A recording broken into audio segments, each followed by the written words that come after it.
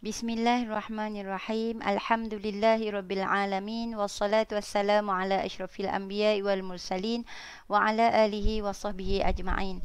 Assalamualaikum warahmatullahi wabarakatuh. Salam sejahtera kepada semua para peserta dan pelajar yang dirahmati Allah sekalian. Okay, alhamdulillah bertemu kita sekali lagi dalam sesi kuliah fiqh ibadat kita. NCC 3123 untuk topik seterusnya iaitu fiqh haji dan umrah. Pada hari ini saya akan fokus kepada fiqh haji dan insya-Allah pada kuliah seterusnya kita akan fokus kepada fiqh umrah. Okey. Sebagaimana yang kita dah belajar sebelum ni, para pelajar dah belajar berkenaan dengan ibadah solat, puasa, zakat dan yang mana semuanya merupakan rukun-rukun Islam. Okey, dan seterusnya kita masuk kepada ibadah haji. Ibadah haji juga merupakan salah satu daripada rukun Islam. Okey, kita pergi yang pertama sekali kita pergi kepada pengertian haji. Dari segi bahasa, haji bermaksud kunjungan. Kalau kita sebut haji dalam bahasa Arab, diterjemahkan ia bermaksud kunjungan. Okay, haji dari segi syarak bermaksud mengunjungi Kaabah untuk melakukan ibadah tertentu dengan syarat-syarat yang khusus. Okay, Kaabah yakni Baitullah, rumah Allah. Okay, kalau siapa yang pergi mengerjakan haji, ia bermaksud mereka itu mengunjungi Kaabah untuk melakukan ibadah-ibadah tertentu dengan syarat-syarat tertentu yang telah digariskan dalam Islam. Okey, seterusnya kita pergi kepada sejarah pensyariatan haji. Okey, menurut pendapat yang lebih kuat, tarikh pensyariatan haji dan umrah adalah pada tahun ke-9 Hijrah.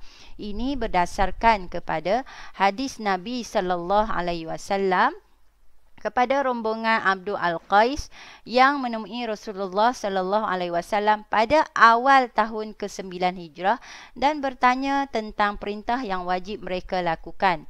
Rasulullah sallallahu alaihi wasallam bersabda dalam satu hadis riwayat Al-Bukhari dan Muslim, Imam Ahmad, Abu Daud, At-Tirmizi, An-Nasa'i, Ibnu Majah dan Al-Darimi yang bermaksud, Aku perintahkan kamu beriman kepada Allah, mendirikan solat, menunaikan zakat, berpuasa pada bulan Ramadan dan menyerahkan 1/5 daripada harta rampasan perang. Okay. Kalau kita tengok dalam hadis ini, tidak dinyatakan tentang ibadah haji. Jadi, para ulama berpendapat sekiranya ibadah haji telah difardukan atau telah disyariatkan sebelum tahun ke-9 Hijrah, sudah tentunya Rasulullah sallallahu alaihi wasallam akan menyebutkan di dalam hadis tersebut. Jadi, para ulama bersepakat bahawa ibadah haji telah disyariatkan pada tahun ke-9 Hijrah. Okey, seterusnya kita pergi kepada hukum dan dalil haji. Ulama bersepakat bahawa hukum haji adalah fardu dan merupakan salah satu daripada rukun Islam. Ini berdasarkan dalil Al-Quran, dalil dari Al-Quran dan As-Sunnah serta ijma' ulama'. Oleh yang demikian, mereka menghukum kafir kepada sesiapa yang mengingkarinya. Jadi, telah sabit, telah ditetapkan, dah ada dalil dalam Al-Quran, dalam As-Sunnah dan ijma' ulama' yang mengatakan hukum menunaikan haji adalah wajib. Dan ibadah haji juga termaktub sebagai salah satu daripada rukun Islam. Jadi, para ulama bersepakat hukum menunaikan ibadah haji adalah wajib dan sesiapa yang mengingkarinya akan dianggap sebagai kafir ataupun kufur kepada perintah Allah Subhanahu wa taala. Okey. Kita tengok apakah dalil yang dinyatakan dalam Al-Quran tentang kewajipan ataupun kefarduan ibadah haji. Dalam surah Ali Imran ayat 96 dan 97 Allah berfirman, A'udzubillahi minasyaitonirrajim. Inna awwala baitin wudi'a lin-nasi lalladzi bi Bakkata mubarakan wa hudan lil alamin. Fihi ayatum bayyinatum maqamu Ibrahim wa man dakhalahu kana amina walillahi 'alan nasi hajjul baiti man istata'a ilaihi sabila wa man kafara fa innallaha ghaniyyun 'anil 'alamin. Yang bermaksud sesungguhnya rumah ibadat yang mula-mula dibina untuk manusia beribadat kepada Tuhannya ialah Baitullah di Mekah yang berkat dan dijadikan petunjuk hidayah bagi umat Islam. Di situ ada tanda-tanda keterangan yang nyata yang menunjukkan kemuliaannya, di antaranya ialah maqam Nabi Ibrahim, dan sesiapa yang masuk ke dalamnya aman tenteramlah dia. Dan Allah mewajibkan manusia mengerjakan ibadah haji dengan mengunjungi Baitullah, iaitu sesiapa yang mampu sampai kepadanya, dan sesiapa yang kufur, yakni ingkar akan kewajipan ibadah haji tersebut. Maka sesungguhnya Allah Maha Kaya, tidak berhajatkan sesuatu pun dari sekalian makhluk. Ini adalah dalil daripada Al-Quran yang menyatakan tentang kewajipan melaksanakan ibadah haji. Seterusnya kita tengok dalil daripada hadis Rasulullah sallallahu alaihi wasallam yang berbunyi, Buniyal Islamu ala khamsin syahadatu an la ilaha illallah wa anna Muhammadar Rasulullah wa iqamus salah wa ita'uz zakah wa hajjul bait wa sawmu Ramadan. Hadis riwayat Tirmizi dan Muslim, yang bermaksud Islam diasaskan atas 5 perkara, iaitu bersaksi bahawa tiada Tuhan yang disembah melainkan Allah dan Muhammad ialah Rasulullah, mendirikan solat, menunaikan zakat, mengerjakan haji ke Baitullah dan menunaikan puasa pada bulan Ramadan. Okey, jadi dengan jelas dalam dalil-dalil daripada Al-Quran dan hadis ini telah menyatakan tentang kewajipan ibadah haji. Para ulama telah ijma', telah bersepakat mengatakan bahawa ibadah haji hukumnya adalah wajib bagi ditunaikan, wajib ditunaikan bagi mereka yang berkemampuan. Okey, seterusnya kita pergi kepada hikmah haji serta faedahnya. Okay, dalam Al-Quran telah menyebut tentang banyaknya faedah dan kebaikan ibadah haji.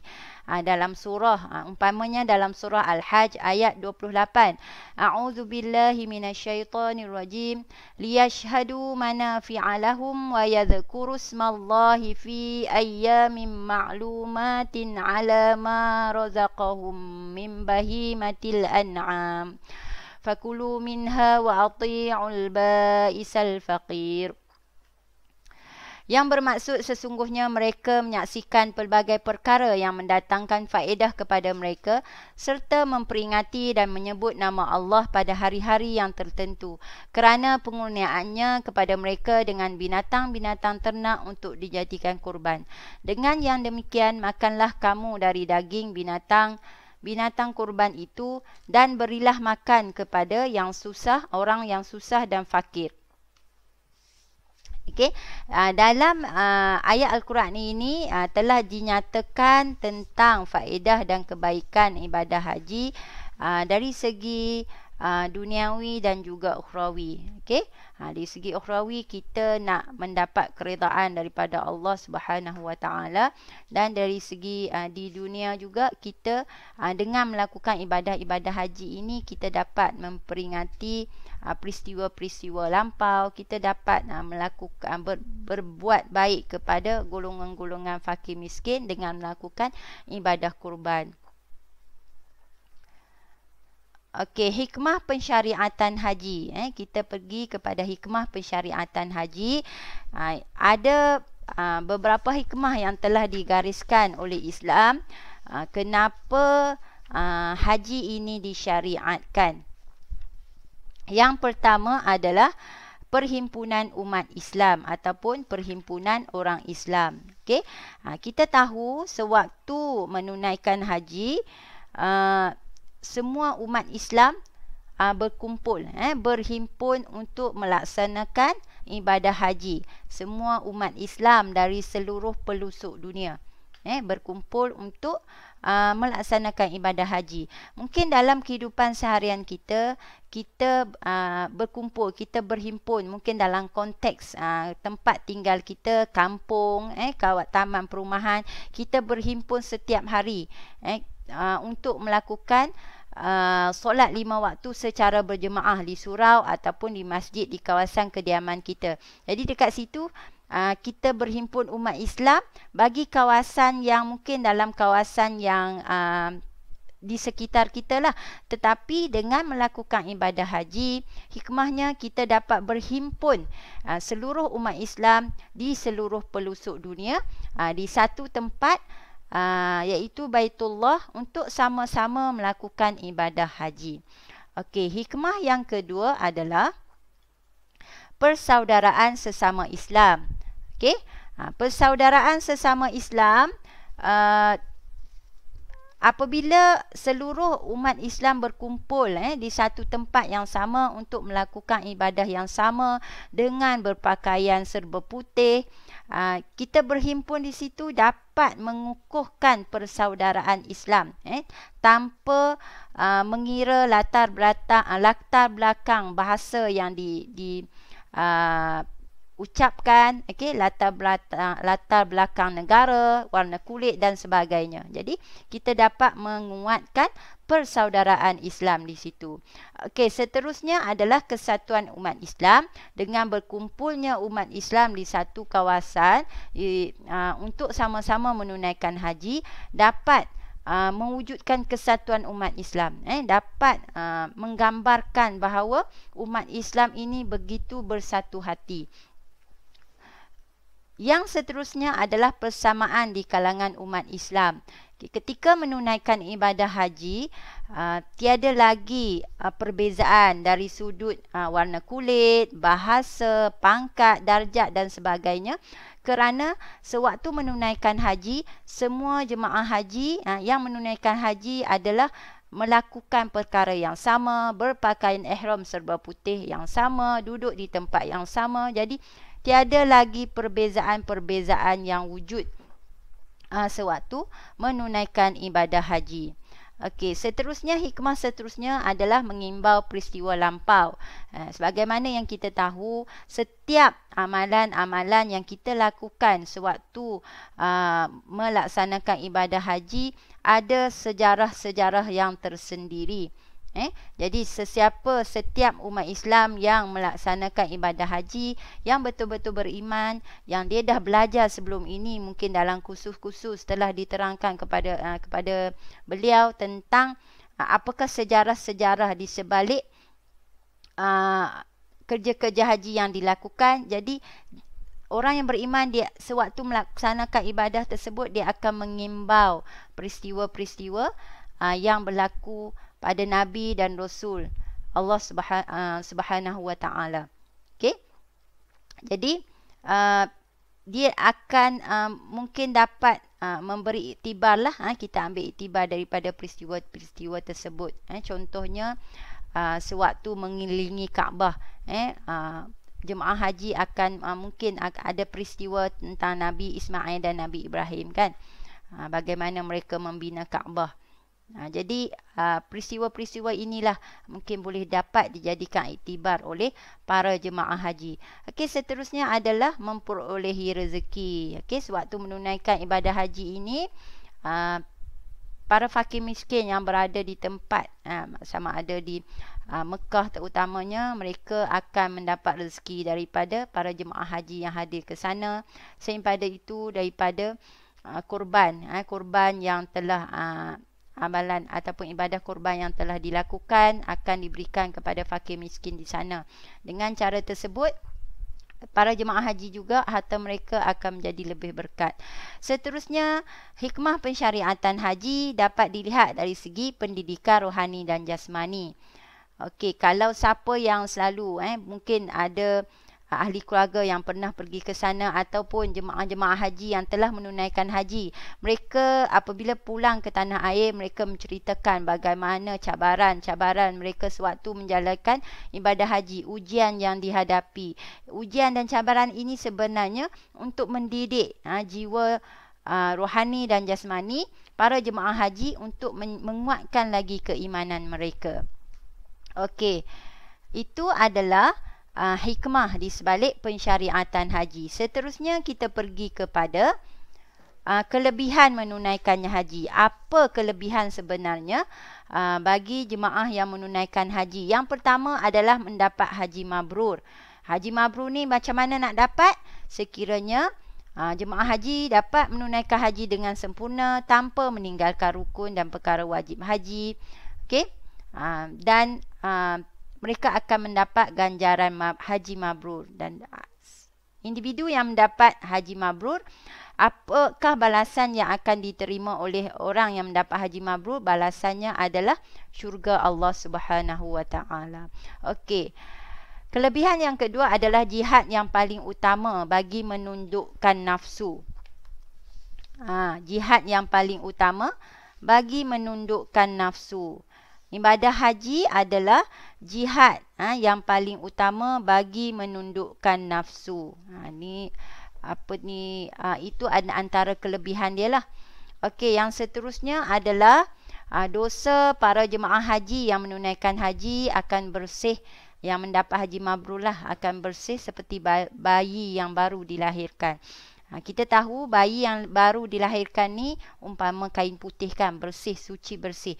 Jadi orang yang baru menunaikan haji dan mendapat haji mabrur, dosa mereka seolah-olah seperti bayi yang baru dilahirkan. Okey, kelebihan seterusnya adalah menjadi tetamu agung kepada Allah Subhanahu wa taala.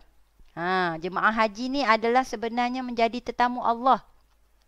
Berkunjung ke rumah Allah dan mereka menjadi tetamu Allah. Bayangkan kalau kita nak menyambut tetamu, kita akan macam-macam kita akan buat kan, sambutan yang perlu kita lakukan, yang akan kita buat.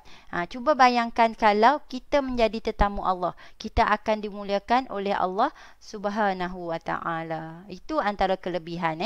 Seterusnya didoakan keampunan oleh Rasulullah sallallahu alaihi wasallam. Okey, orang yang menunaikan haji, Rasulullah akan mendoakan keampunan dosanya, dan sesiapa yang didoakan oleh jemaah haji, oleh orang yang menunaikan jemaah haji, akan diampunkan dosanya. Itulah kelebihan orang yang menunaikan haji. Okey. Seterusnya kita pergi kepada syarat wajib haji. Okey, syarat wajib haji adalah ini adalah perkara-perkara yang wajib mereka perlu ada untuk mewajibkan mereka menunaikan haji. Yang pertama, Islam. Tidak wajib ke atas bukan Islam. Yang kedua, berakal, tidak wajib ke atas orang gila kerana mereka tidak dapat membezakan antara suruhan dan tegahan. Yang ketiga, baligh. Baligh tidak wajib ke atas orang yang belum baligh kerana mereka tidak dianggap mukallaf. Kalau kanak-kanak tak wajib lagi menunaikan haji. Sebab dia belum ada tanggungjawab terhadap ibadat-ibadat kewajipan dalam Islam. Yang keempat adalah merdeka. Maksudnya dia bukan hamba. Kalau hamba, dia belum wajib. Tidak wajib ke atas hamba kerana hamba selalunya dia tidak ada harta. Orang yang merdeka tidak wajib ke atas hamba kerana hamba itu tidak mempunyai harta. Syarat wajib haji adalah mereka yang berkemampuan. Okey? Aman dalam perjalanan, maksudnya dekat sini tidak wajib ke atas mereka yang bimbang akan ancaman musuh terhadap diri dan hartanya. Kalau dia tinggalkan, contohnya dia nak pergi haji dalam tempoh sebulan atau 40 hari, jadi dia risau kalau dia tinggalkan hartanya akan terancam, keluarga akan terancam dan sebagainya. Jadi tak wajib baginya menunaikan haji. Begitu juga sekiranya khawatir terdapat bahaya dalam perjalanan seperti peperangan dan sebagainya. Yang seterusnya adalah berkemampuan dan berupaya. Berkemampuan ini berkemampuan sama ada dari segi harta benda, wang ringgit, dia cukup wang ringgit, ataupun berkemampuan dari segi tubuh badan, kesihatan. Kalau dia sihat tubuh badan tapi dia tak cukup dari segi wang ringgit, tak mampu dari segi wang ringgit, maka belum lagi wajib untuk menunaikan haji. Begitu juga sebaliknya. Okey, seterusnya kita pergi kepada syarat wajib haji tambahan untuk wanita. Okey, yang tadi secara umum lelaki dan wanita, dan untuk wanita ada tambahan syarat wajib haji. Yang pertama, wanita yang nak menunaikan haji perlu mempunyai muhrim. Muhrim ni lelaki yang mahram lah, sama ada suami atau mahramnya yang lain seperti saudara lelaki, adik ataupun abang, ayah, dan mereka mahram yang lain lah, pak saudara dan sebagainya, atau sekurang-kurangnya 2 orang perempuan yang boleh dipercayai bersamanya, yang terkenal warak dan teguh pegangan agamanya. Kalau tak ada mahram lelaki, sekurang-kurangnya dia ada kawan, 2 orang kawan perempuan. Dan berkenaan dengan mahram ni boleh rujuk juga kepada panduan yang telah diberikan oleh kerajaan kita, oleh pihak tabung haji yang menguruskan urusan haji dan umrah jemaah haji. Seterusnya, tambahan juga tidak berada dalam iddah. Seorang wanita yang nak menunaikan haji tidak berada dalam iddah sepanjang masa perjalanannya mengerjakan haji, sama ada iddah disebabkan perceraian atau kematian. Kalau seorang wanita yang bercerai hidup ataupun bercerai mati, dia berada dalam iddah, dia tidak boleh, tidak wajib menunaikan haji. Perlu menunggu habis masa iddah. Seterusnya, seorang wanita juga tidak boleh menunaikan ibadah haji kecuali dengan keizinan suaminya. Kalau seorang wanita itu telah berkahwin, dia wajib mendapat keizinan daripada suami sekiranya dia ingin menunaikan haji pada tahun tersebutlah, perlu mendapat keizinan daripada suami. Tapi seorang lelaki tak perlu mendapat keizinan daripada isteri. Seorang isteri yang perlu mendapat keizinan daripada suami. Seterusnya kita pergi kepada syarat sah haji. Syarat sah haji adalah, yang pertama adalah Islam. Bagaimana nak menentukan haji seseorang itu sah? Dia perlulah beragama Islam. Orang bukan Islam tidak sah hajinya. Katakan orang bukan Islam ni, dia pergi menunaikan haji. Katakanlah menunaikan haji sewaktu dia bukan Islam. Apabila dia memeluk Islam, ditakdirkan dia memeluk Islam, jadi tidak jatuhlah kewajipan hajinya tadi dengan dia telah menunaikan haji sewaktu dia bukan Islam tadi. Jadi bila dia masuk Islam, dia perlu menunaikan haji. Perlu menunaikan haji sekali lagi. Yang kedua, mumayyiz. Tidak sah kanak-kanak yang belum mumayyiz untuk menunaikan haji. Orang yang kanak-kanak yang menunaikan haji, yang tak tahu lagi, yang belum mumayyiz ni, dia tak tahu lagi membezakan baik buruk, tak tahu lagi membezakan yang mana satu kewajipan, yang mana satu larangan, kan, dalam Islam lah. Jadi bagi kanak-kanak yang belum mumayyiz, dia tidak sah haji, tidak sah hajinya lah. Jadi kalau selepas dia dah balik apa semua, dia perlu kewajipan haji tu dia perlu melaksanakan lagi. Kalau dia dah laksanakan sebelum dia mumayyiz. Berihram haji pada waktu yang tertentu. Berihram maksudnya dia melakukan berpakaian ihram pada waktu yang tertentu dan juga pada tempat yang tertentu. Pada waktu tertentu kita namakan sebagai miqat zamani, iaitu waktunya adalah pada bulan Syawal, Zulqa'dah, 10 hari pertama Zulhijjah, dan pada tempat yang tentu yang sebagaimana yang telah ditetapkan. Dalam kursus-kursus haji biasanya akan diajarlah Dan syarat sah yang seterusnya adalah menyempurnakan kesemua rukun haji yang akan dibincangkan. Selepas ni kita akan tengok rukun haji.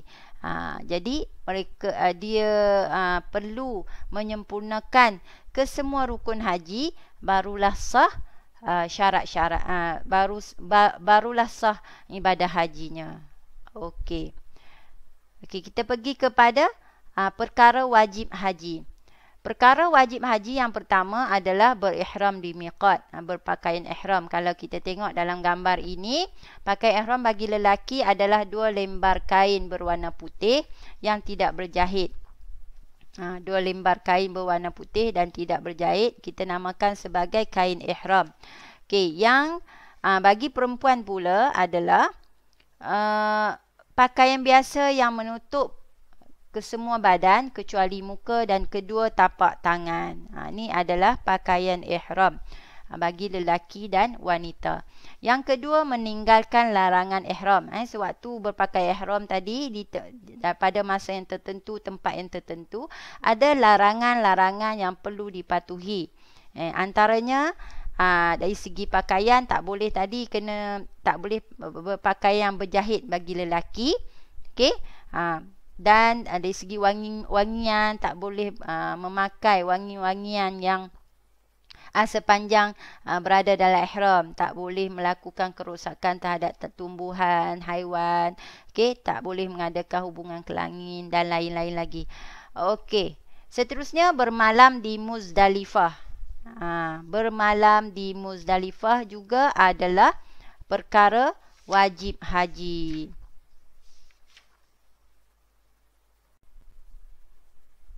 Seseorang haji yang meninggalkan Arafah menuju ke Mina selepas matahari terbenam wajib bermalam di Muzdalifah dengan berada di sana sehingga selepas tengah malam.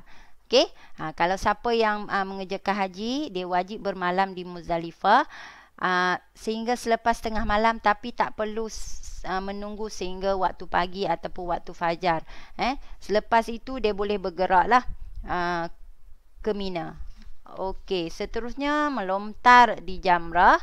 Setelah meninggalkan Arafah dan bermalam di Muzdalifah, hendaklah menuju ke Jamrah Al-Aqabah untuk melontar. Perlu jemaah haji wajib melontar jamrah tersebut dengan 7 biji anak batu dan setiap biji hendaklah jatuh di tempat yang ditetapkan. Ini adalah perkara wajib haji. Okey, seterusnya bermalam di Mina.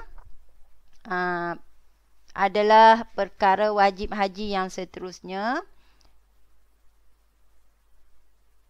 Bermalam di Mina. Okey, dan yang terakhir sekali adalah tawaf wada'. Melakukan tawaf wada'. Tawaf wada' ini adalah tawaf yang perlu dilakukan sebelum seseorang jemaah haji nak meninggalkan kota Mekah. Jadi sebelum nak meninggalkan kota Mekah, kena pergi tawaf mengelilingi Kaabah yang untuk kali yang terakhir sebelum mereka meninggalkan kota Mekah. Jadi selepas buat tawaf wada' ni mesti bersegera meninggalkan kota Mekah. Okey, ini perkara wajib haji. Seterusnya kita pergi cepat sikit masa berjalan. Seterusnya kita pergi kepada rukun haji. Rukun haji adalah rukun sebagaimana yang kita tahu, ia adalah sebahagian daripada amalan haji tersebutlah.